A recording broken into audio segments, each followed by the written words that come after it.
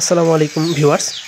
তো এখানে ফিজিক্সের একটা কনসেপ্ট আছে যে ছুরির আগাল কেন তীক্ষ্ণ করা হয় বা সুচালো করা হয়। কনসেপ্টটা হচ্ছে এরকম যে ক্ষেত্রফল যত কম হবে চাপ তত বাড়বে, এবং চাপ যত বাড়বে সে বস্তুটা তত তীক্ষ্ণ হবে এবং তত তাড়াতাড়ি কাটবে এবং কোনো বস্তুতে প্রবেশ করতে সুবিধা হবে।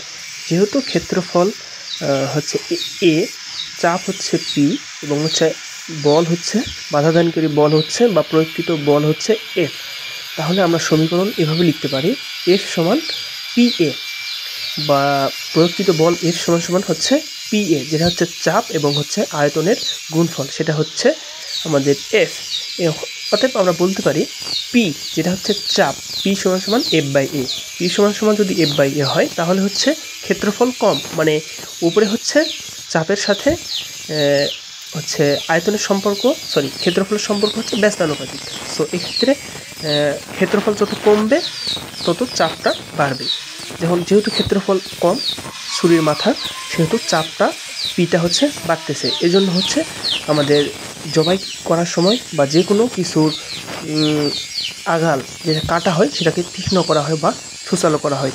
আশা করি তোমরা এই কনসেপ্টটা বুঝতে পারছো। এটা হচ্ছে ফিজিক্সের একটা চমৎকার কনসেপ্ট, যেটা আমাদের কাজক্ষমতা শক্তি অধ্যায়ের থেকে আসে।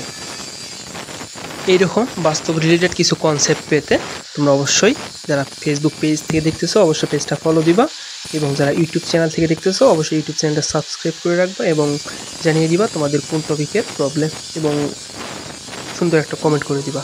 ধন্যবাদ।